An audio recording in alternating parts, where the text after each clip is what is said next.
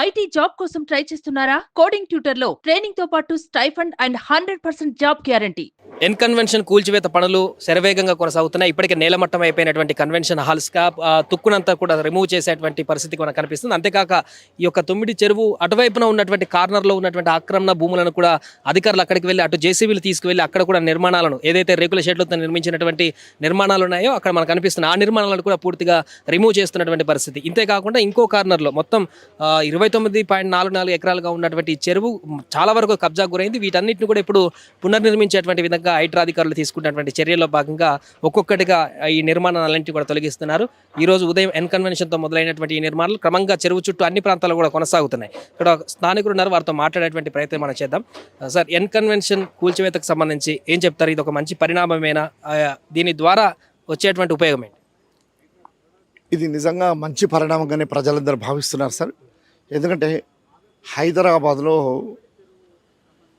ఇక్కడ ఇంత పక్కకే ఉన్న హైటెక్ సిటీ పక్కకే ఉన్న ఈ చెరువు లక్షలాది మందికి తెలియదు అసలు ఇది ఉన్నట్టుగా కూడా. 29.4 ఎకరాలున్న ఈ తుమ్మిడికుంట చెరువు ఈరోజు మనం ప్రాక్టికల్గా చూస్తే ఒక 5 ఎకరాలు 6 ఎకరాల కంటే ఎక్కువ కనబడతలేదు. అంటే దాదాపు 20 ఎకరాలు 23 ఎకరాలు కబ్జాకు గురైంది. ఒక పక్కన చుట్టుపక్కల మీరు హైటెక్స్ ఆ పక్కనే ఉంది. ఇక్కడ ఒక అపార్ట్మెంట్ కొనాలంటే 25 కోట్లు. మీరు యశోద పక్కన మీరు చూస్తే తెలుస్తుంది మీకు, అరబిందో రియాలిటీ. ఒక అపార్ట్మెంట్ ఖరీదు ఆ గుట్టల పక్కన రాళ్ల పక్కనే ఎంత ఖరీదు ఉంటే ఇక్కడ ఎంత ఖరీదు ఉంటుంది. సో ఇదంతా ప్రభుత్వ భూమి. అంటే ప్రభుత్వ భూమి అంటే ఇది ప్రజలది. ప్రజల ఆరోగ్యం కోసము ఆనాడు గొలుసు కట్టు చెరువుల రూపంలో 3000 చెరువులను ఆనాటి నిజాం గారు నిర్మించిండ్రు. కాకతీయుల రాజ్యపాలనలో ఏ విధంగా అయితే గొలుసు కట్టు చెరువులు ఉండేనో అదే సిస్టమ్ని ఇక్కడ ఇంప్లిమెంట్ చేసి అనంతగిరి నుంచి వస్తున్న మూసి, ఆ మూసి నుండి గొలుసు కట్టు చెరువులుగా వీటన్నింటినీ నిర్మించడం జరిగింది. కానీ ఇప్పుడు నాగార్జున గారు స్పందించారు ఈ అక్రమ నిర్మాణాన్ని కూల్చివేతకు సంబంధించి. ఆయన ఏమంటున్నారంటే ఆ భూమి పట్టా భూమి ఒక్క అంగుళం కూడా ట్యాంక్ ప్లాన్ కూడా ఆక్రమణకు గురి కాలేదు అని, ఆ స్టేలో ఉన్నటువంటి దాన్ని ఎలా కూల్చివేస్తారంటూ ఆయన వివరణ ఇచ్చారు. దీనికి అయితే స్టే మీద ప్రభుత్వం మన కోర్టుల మీద నేను మాట్లాడలేను. కానీ జనరల్గా పేపర్స్ సృష్టించిన విషయం అందరికీ దాదాపుగా ఎఫ్టీఎల్ అంటే మీకు ఇప్పుడు చూస్తున్నారు కదా, ఇప్పుడు అక్కడ డోజర్ పనిచేస్తున్నది, కూల్చివేస్తుంది. దాని పక్కన కనీసం కాంపౌండ్ వాల్ ఉంది. కాంపౌండ్ వాల్ని ఆనుకొని ఇప్పటికీ వాటర్ ఉన్నది. అంటే ఎఫ్టీఎల్ అంటే మీకు నాడు నిజాం ఏ విధంగా చెరువుల కింద భూముల్ని సాగు చేసుకోమని ప్రజలను ఆదేశించిందంటే, వర్షాకాలము చెరువు నిండి పరవళ్ళు తొక్కి పైకి వెళ్ళిపోయి ఒక దాదాపు 300 మీటర్ల నుంచి 500 మీటర్ల వరకు చెరువు తన్నుకుపోయేది. అంటే వాటర్ నిండేది వర్షాకాలం. తర్వాత ఎండాకాలం ఏం చేస్తుందంటే చెరువు ఒక 300 మీటర్లు 500 మీటర్ల లోనికి వెళ్ళిపోతుంది. ఆ మిగిలిన భూమి పైకి తేలుతుంది. ఆ తేలిన భూమిలో ప్రజలు పంట పండించుకోవడానికని దాని పేరు ఏది ఉంది ఐడియా లేదు నాకు, ఏక్ దఫా అంటారు ఖేతి, ఒక్కసారి చేసుకోవచ్చు. అలాంటి అవకాశం అన్నాడు నిజాం ప్రభుత్వం ఇచ్చింది. అంటే అది ఖచ్చితంగా ఎఫ్టీఎల్ పరిధిలో ఉన్న భూమి అని క్లియర్గా తెలుస్తుంది. స్పష్టంగా కళ్ళతో ఫిజికల్గా చూస్తేనే తెలుస్తుంది. ఎవ్వరు కాదనలేని నగ్న సత్యం. దానికి పట్టాలు ఉండడము, పేపర్లు ఉండడము ఇది విచిత్రం ఏం కాదు సార్. మేబీ నాగార్జున గారికి మంచి పేరుంది. ఇప్పటి వరకు ఎక్కడ వివాదాస్పద, ఈవెన్ సినిమా ఇండస్ట్రీలో కూడా ఒక వివాదాస్పదుడిగా లేదు. నేను కూడా నాగార్జున గారికి అభిమానినే. ఇందులో ఒక 3 ఎకరాలు పోతే ఆయనకు మునిగేది ఏమీ లేదు, నిజంగా చెప్తున్నాను. కానీ పేద ప్రజలకు గజం భూమి దొరకని హైదరాబాద్లో 100,000 కోట్లు ఉన్న వాళ్ళు కూడా ఇది సో అండ్ సో అని వాళ్ళ ప్రాక్టికల్ వాళ్ళ మనసుకు తెలుసు. వాళ్ళు కొనేటప్పుడు కూడా వాళ్ళకి తెలుసు. ప్రభుత్వాలు, అధికారంలో ఉన్న ప్రభుత్వాలు మద్దతు చేయకపోతే ఇవి చేయలేరు. ఇది 100%. మీరు నేను చేయగలమా ఈ పని? మనల్ని ఉంచగలుగుతారా? విన్నారా? అస్సలు ఉంచరు. 2 నిమిషాల్లో ఖాళీ చేపిస్తారు. అందుకని ఖచ్చితంగా ఇది మంచి పరిణామమే. రంగనాథ్ గారు నిజంగా చరిత్రలో ఉంటారు.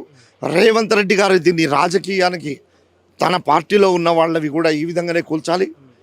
ఎంత పెద్ద ఐఏఎస్ ఆఫీసర్ అయినా, ఐపీఎస్ ఆఫీసర్ అయినా, ఇది ప్రభుత్వ చెరువు అంటే దేశ సంపద అంటే పర్యావరణం లేక ఈరోజు ఆరోగ్యాలు దెబ్బతింటున్నాయి.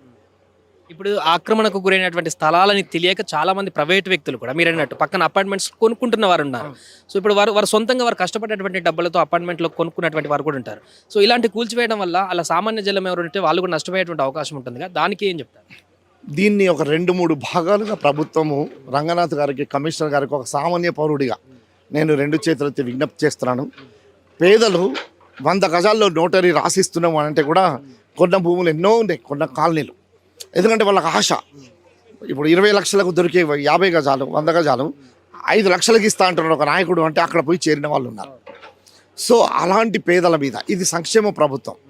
డెమోక్రసీ అంటేనే నాగార్జున గారికైనా ఒకటే ఓటు, చిన్న మామూలు కూలీకైనా ఒకటే ఓటు. ఇది డెమోక్రసీ. మళ్ళీ మన భారత రాజ్యాంగమే సంక్షేమ రాజ్యాంగం. పేదలను పెద్దలకు సమానంగా తయారు చేసే, అంటే సమానత్వం ఉన్న డెమోక్రసీని మనము ప్రపంచంలోని అతిపెద్ద రాజ్యాంగాన్ని సృష్టించుకున్నాం. ఆ రాజ్యాంగంలో అందరికీ హక్కు ఉంది. అందుకని ఎన్ని చెరువులు కబ్జాకు గురైనాయో ఖచ్చితంగా అక్కడ వీళ్ళు యాక్షన్ చేయాల్సిందే, భూముల్ని తీసుకోవాల్సిందే. కానీ పేద ప్రజలు ఎక్కడైతే ఉన్నారో అందుకని 3 సెక్షన్లుగా అత్యంత ధనవంతులు 1000 కోట్లు ఉండి కూడా చెరువుల్ని కబ్జా చేసిన వాళ్ళని ఒక సెక్షన్గా, అత్యంత నిరుపేదలు ఒక సెక్షన్గా, మధ్యతరగతి ప్రజల్ని ఒక సెక్షన్గా తీసుకొని దాన్ని చాలా జాగ్రత్తగా చేయాల్సిన అవసరం ఉంది. అదే మొత్తానికి ప్రస్తుతం ఈ కన్స్ట్రక్షన్కి సంబంధించి మొత్తం కూల్చివేత కార్యక్రమం అయితే కొనసాగుతుంది. ఇలాంటి నిర్మాణాలు ఏమున్నా కూడా అన్ని కూడా కూల్చివేయాలంటూ కూడా ఎక్కడటువంటి స్థానికులు కూడా చెప్తున్నారు. దీనికి సంబంధించి తాజాగా అటువైపు ఇంకా అవతల సైడ్ కూడా చెరువుకు ఒకవైపులా ఎన్కన్వెన్షన్ ఉంటే ఇంకొక వైపులో ఉన్నటువంటి చిన్న చిన్న నిర్మాణాలను కూడా షెడ్లన్నింటి కూడా కూల్చివేస్తున్నారు అధికారులు. అయితే దీనిపైన అక్కినేని నాగార్జున కూడా స్పందించారు. ట్విట్టర్లో 2 రకాల ట్వీట్ని ఆయన చేయడం జరిగింది, ఇంగ్లీష్లో తెలుగులో. అదొకసారి మనం చదివేటువంటి ప్రయత్నం చేద్దాం. స్టే ఆర్డర్లు మరియు కోర్టు కేసులకు విరుద్ధంగా ఎన్కన్వెన్షన్కు సంబంధించి కూల్చివేతలు చేపట్టడం బాధాకరం. మా ప్రతిష్టను కాపాడుకోవడం కోసం, కొన్ని వాస్తవాలను తెలియజేయడం కోసం మరియు చట్టాన్ని ఉల్లంఘించేలా మేము ఎటువంటి చర్యలు చేపట్టలేదని తెలుపుట కొరకు ఈ ప్రకటన జారీ చేయడం మైనదని నేను భావిస్తున్నాను. ఆ భూమి పట్టా భూమి ఒక్క అంగుళం కూడా ట్యాంక్ ప్లాన్ కూడా ఆక్రమణకు గురి కాలేదు. ప్రైవేటు స్థలంలో నిర్మించిన భవనం ఇది. కూల్చివేత కోసం గతంలో ఇచ్చిన అక్రమ నోటీస్ పైన స్టే కూడా మంజూరు చేయబడింది. స్పష్టంగా చెప్పాలంటే కూల్చివేత తప్పుడు సమాచారంతో లేదా చట్టవిరుద్ధంగా జరిగింది. ఈరోజు ఉదయం కూల్చివేతకు ముందు మాకు ఎలాంటి నోటీస్ కూడా జారీ చేయలేదు. కేసు కోర్టులో ఉన్నప్పుడు ఇలా చేయడం సరికాదు. చట్టాన్ని గౌరవించే పౌరుడిగా కోర్టు నాకు వ్యతిరేకంగా తీర్పునిస్తే కూల్చివేత నేనే నిర్వహించి ఉండేవాడిని. తాజా పరిణామాల వల్ల మేము ఆక్రమణలు చేశామని, తప్పుడు నిర్మాణాలు చేపట్టామని ప్రజలకు తప్పుడు సంకేతాలు వెళ్లే అవకాశం ఉంది. అభిప్రాయాన్ని పోగొట్టుకునేదే మా ప్రధాన ఉద్దేశం. అధికారులు చేసిన ఈ చట్ట విరుద్ధ చర్యలకు వ్యతిరేకంగా మేము న్యాయస్థానాన్ని ఆశ్రమిస్తాం. అక్కడ మాకు న్యాయం జరుగుతుందని ఆశిస్తున్నాం అంటూ ఆయన ట్వీట్ చేయడం జరిగింది. సో పూర్తిగా ఆయన ఇది చట్టవిరుద్ధంగా జరుగుతుంది కూల్చివేత, మాకు ఎలాంటి నోటీస్ ఇవ్వలేదంటూ కూడా ఆయన ట్విట్టర్లో ఆయన పోస్ట్ ద్వారా వెల్లడిస్తున్నారు. కానీ ఇది పూర్తిగా చెరువు మధ్యలో ఉంది. ఇది ఏంటంటే బఫర్ జోన్ కూడా కాదు, ఖచ్చితంగా FTL పరిధి. చెరువు మధ్యలోనే ఒక గోడలాగా దాన్ని నిర్మించి పూర్తిగా నిర్మాణం చేయడం జరిగింది. కాబట్టి ఇది పక్కాగా కబ్జా భూమి అంటూ కూడా ఇక్కడ అధికారులు కానీ మిగతా స్థానికులు కానీ చెప్తున్నటువంటి పరిస్థితి. అంటే ఈ కూల్చివేత ఒక కన్వెన్షన్తోనే సరిపెట్టట్లేదు అధికారులు. ఈ చెరువు చుట్టుపక్కల ఉన్నటువంటి అనూహ్యంగా ఇక్కడ కూల్చివేతలు చేస్తున్నటువంటి JCBలు అనూహ్యంగా బయటికి వెళ్ళి అటువైపు ఆ చివరిలో ఉన్నటువంటి అక్కడ ఉన్నటువంటి చిన్న చిన్న రేకుల షెడ్లతో కూడుకున్నటువంటి అక్కడ కొన్ని నిర్మాణాలు ఉన్నాయి. అక్కడ స్థానికులు ఎవరో సామాన్య ప్రజలు కూడా షెడ్లను వేసుకొని నిర్మిస్తున్నటువంటి ప్రక్రియలు ఉన్నాయి. అక్కడ చెత్తను కలెక్ట్ చేసేటువంటి లేదా వేస్టేజ్ని కలెక్ట్ చేసేటువంటి ఇనుమును కలెక్ట్ చేసేటువంటి కొన్ని అక్కడ గోదాంలాగా ఉన్నట్టు కనిపిస్తున్నాయి. అంతేకాకుండా చిన్న రేకుల షెడ్లు ఇతరత్ర ఉన్నాయి. వాటన్నింటిని కూడా అక్కడికి JCBలు తీసుకువెళ్ళి భారీగా పోలీసులు అధికారులు అక్కడికి తీసుకువెళ్ళి కూల్చివేతలు చేస్తున్నటువంటి పరిస్థితి మనకు కనిపిస్తుంది. పూర్తిగా ఆ రౌండ్ కూడా పూర్తిగా ఇటువైపు కనిపించేటువంటి పరిస్థితి. ఇంకొక స్థానికులు ఉన్నారు, వారితో మాట్లాడేటువంటి ప్రయత్నం చేద్దాం. ఈ కూల్చివేతలకు సంబంధించి వాటిని గురించి మీరు చెప్పండి. ఎన్కన్వెన్షన్ కూల్చివేతనే కానీ అటువైపులో ఉన్నటువంటి చెరువు మిగతా ప్రాంతాల కూల్చివేతకు సంబంధించి కానీ ఎట్లా చూస్తారు, ఏం చెప్తారు? నేను ప్రైవేట్ ఎంప్లాయీ అండి. ఇది చాలా మంచి శుభ పరిణామం అండి. ఎందుకు అంటే ఇలా భూ కబ్జాలు చేసి కోట్ల ఆస్తి గల భూ కబ్జాదారులు చాలామంది ఉన్నారండి. కాబట్టి ఇలా చేసి ప్రజలకు మేలు చేసి ఇలా పబ్లిక్ ప్రాపర్టీ సేవ్ చేయాలని రేవంత్ రెడ్డి గారిని కోరుకుంటున్నాను. ఎందుకంటే దీనివల్ల రేవంత్ రెడ్డి గారికి ఉపయోగం లేదు. పొలిటికల్ నాకు తెలిసి ఇది బ్యాకప్ చాలా నష్టం జరుగుతుంది. కాబట్టి ఒక డెసిషన్ తీసుకున్నారు. కాబట్టి ఖచ్చితంగా ఇలాంటి కబ్జాలు చాలా ఉన్నాయి నాకు తెలిసి. Not only Telangana, through out India చాలా ఉన్నాయి. ఇవంతా పబ్లిక్ ప్రాపర్టీ, చాలా పబ్లిక్ మనీ ఇవి. ఇలా చేస్తే నాకు తెలిసి ఒక 50,000 crores వరకు సేవ్ అవుతుంది through out India. So 50,000 crores money భూ కబ్జాదారులు ఇట్లా అనుభవిస్తున్నారంటే కామన్ ప్రజలకు ఏమైనా ఉపయోగం అండి? ఇప్పుడు దీనికి సంబంధించి నాగార్జున గారు స్పందించారు. ట్విట్టర్లో ఒక ట్వీట్ చేశారు ఎన్ కన్వెన్షన్ కూల్చివేతకు సంబంధించి. అది పట్టా భూమి, ఒక్క అంగుళం కూడా ట్యాంక్ భూమి మేము కబ్జా చేయలేదు, చట్టం కూడా మాకు నోటీసులు ఇవ్వలేదు, చట్ట విరుద్ధంగా ఈ కూల్చివేతలు జరుగుతున్నాయి అనుకుంటున్నాం అంటూ ఆయన ఒక స్టేట్మెంట్ ఇచ్చారు. దానికి సంబంధించి ఏం చెప్తారు? ఇప్పుడు రేవంత్ రెడ్డి గారికి నాగార్జున గారికి గొడవలేం లేవు. దీనివల్ల రేవంత్ రెడ్డి గారికి ఒక సింగిల్ రూపాయి ఆదాయం ఏమి ఉండదు. సో రేవంత్ రెడ్డి గారు ఒక డెసిషన్ తీసుకున్నారు, హైడ్రా అని ఒక జీవో ఇచ్చారంటే ఖచ్చితంగా భూ కబ్జాదారుని అణచివేయాలనే ఉద్దేశంతో తీసుకున్నారు తప్ప దీనివల్ల రేవంత్ రెడ్డి గారికి ఉపయోగం ఏమీ లేదు.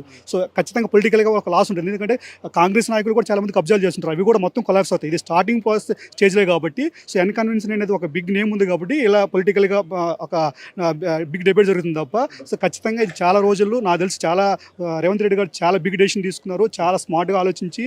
సో ఇలా ప్రజలకు మంచి చేయాలంటే ఇట్లా బిగ్ డెసిషన్ ఖచ్చితంగా తీసుకోవాలి. పొలిటికల్గా అది లాస్ అవుతుందా గెయిన్ అవుతుంది తర్వాత సంగతి. మనకు ప్రజలకు చేయాలనుకున్నప్పుడు ఖచ్చితంగా డెసిషన్ తీసుకోవాలా, కొలాప్స్ చేయాలా, ఖచ్చితంగా నోటీసులు ఇచ్చి. ఎందుకంటే ఇప్పుడు రేవంత్ రెడ్డి గారు ఇప్పుడు నాగార్జున గారికి ఉన్నాయనుకోండి రికార్డ్స్ పరంగా, రేవంత్ రెడ్డి గారికి ఏం అవసరం వచ్చి ఇది కొలాప్స్ చేయడానికి ఏం అవసరం లేదు కదా.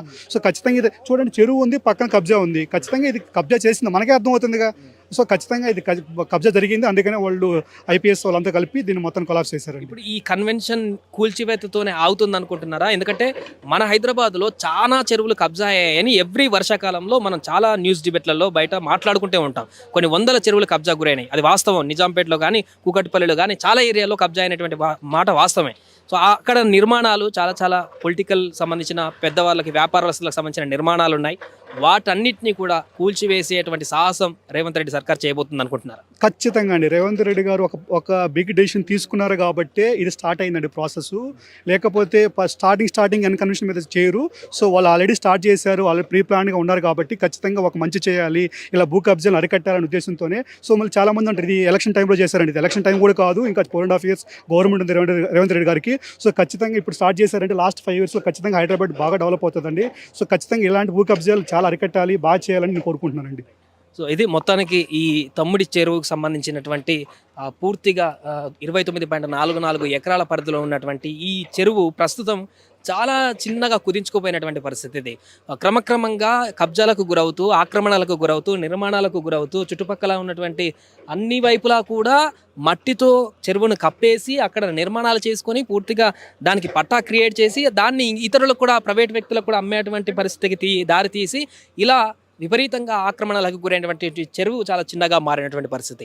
అందుకే హైడ్రా తీవ్రమైనటువంటి నిర్ణయం తీసుకుంది. కీలకమైనటువంటి అక్కినేని నాగార్జునకు సంబంధించినటువంటి ఎన్ కన్వెన్షన్ హాల్తోనే ఈ యొక్క హైడ్రా తీసుకున్నటువంటి అక్రమ నిర్మాణాల కూల్చివేతకు సంబంధించినటువంటి కమిషనర్ చాలా కీలకమైనటువంటి నిర్ణయం తీసుకున్నారు. ఈ కూల్చివేతతో ఈ చెరువు ఎక్స్టెండ్ అవ్వడమే కాకుండా ఈ చెరువును పునర్నిర్మించేటువంటి దిశగా అధికారులు అడుగులు వేయబోతున్నారు. పర్యావరణాన్ని పరిరక్షించేటువంటి విధంగా అడుగులు వేయబోతున్నారు.